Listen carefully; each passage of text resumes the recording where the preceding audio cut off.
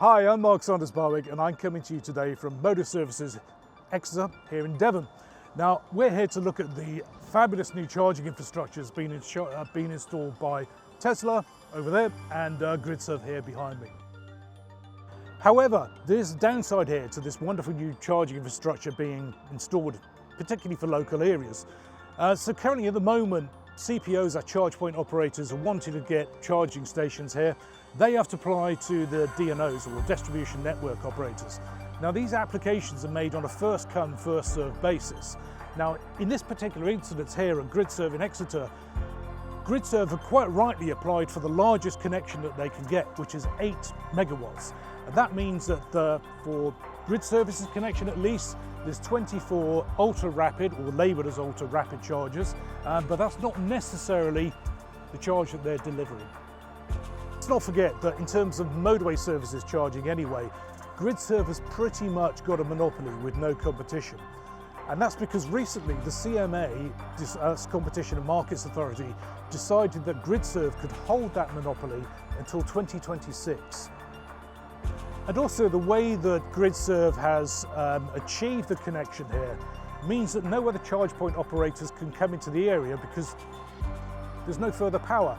So that's restricting charging infrastructure being installed regionally, but also more importantly, across the whole of the UK.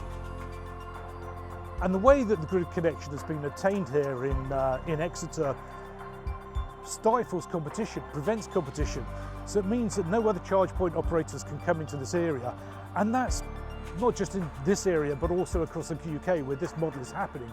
It's massively restricting the geographical rollout of charging infrastructure across the United Kingdom.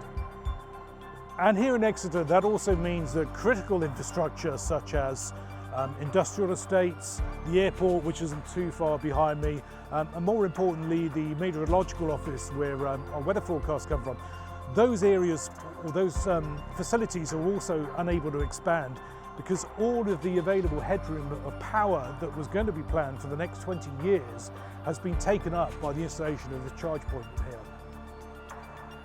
So how can we in the UK grow our charging infrastructure without these power restrictions and energy bottlenecks?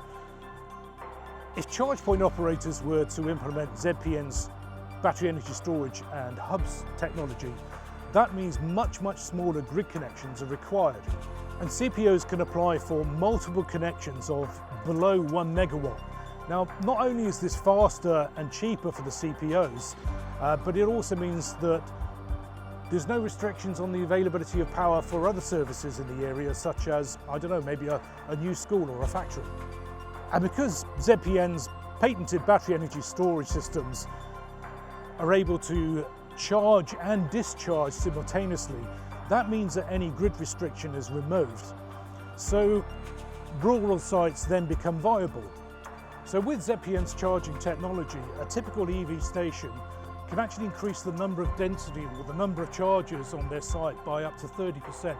But better still, if you add on-site renewables to the mix, such as solar PV, that charger density can actually increase by up to 50%, which means that the price per kilowatt for the operators is much cheaper and their margins can increase by up to 100%.